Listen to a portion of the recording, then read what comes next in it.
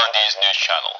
There is some breaking news today as we announce the dissolution of the Soviet Union, marking the end of the Cold War to today, Christmas Day of 1991. And we are thrilled to have both former General Secretary of the USSR, Mikhail Gorbachev, and former President of the United States of America, Richard the Boss Nixon, to agree to do an interview with us today. Mr. Gorbachev, we've been expecting you. Hello, Tony.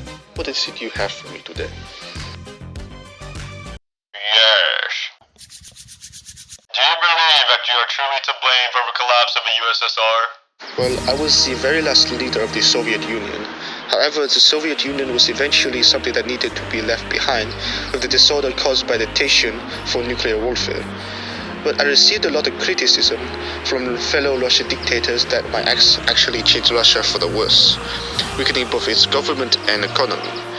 After the Cold War, I introduced Glasnost, which was to promote freedom of expression, and Perestroika, which restructured the Soviet economy to reflect more on socialism ideals.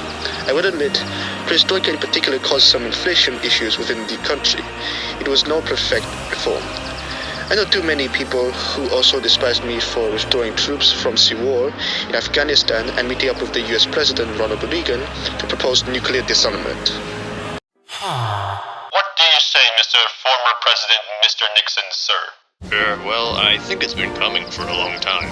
Even when I was in office some 20 years ago, I was working on things like the SALT talks and operated mostly with détente, hoping to de-escalate the Cold War and all that.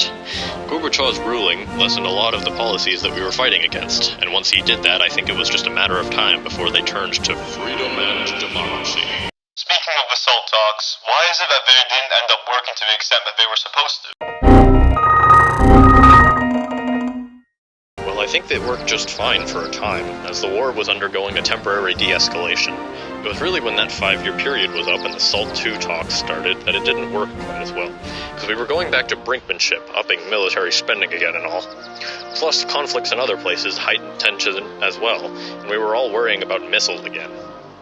So, which was better? Détente or brinksmanship? And if you could choose again, which one would you choose? Détente was what we were looking for during my presidency, hence the SALT talks, which I actually visited the Soviet Union to do. I also went to China for agreements with them as well. All in all, I think whatever efforts we could do to lessen the Cold War instead of instigating further conflict were better overall. I would also much more favor détente over brinkmanship because I have always been not a big fan of the high stake, aggressive tactics in brinkmanship, and much rather resort to cooperation and escalation of conflict.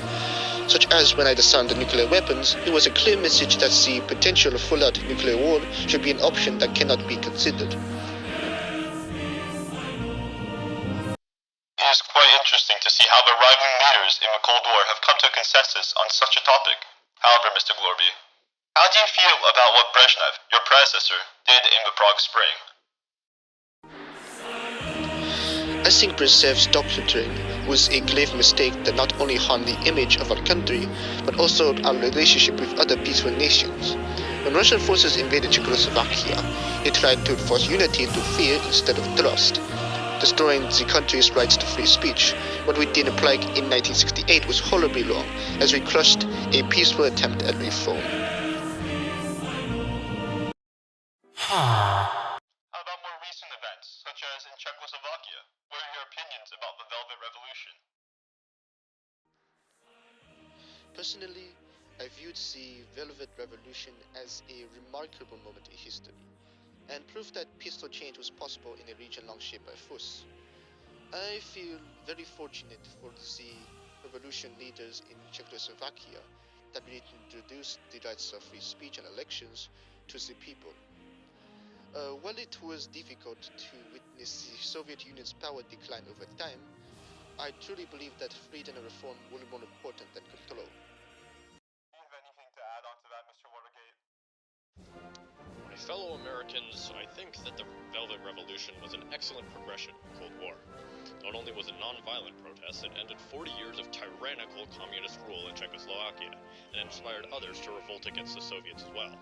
That's the reason Gorbachev eventually stepped down and the war is now over.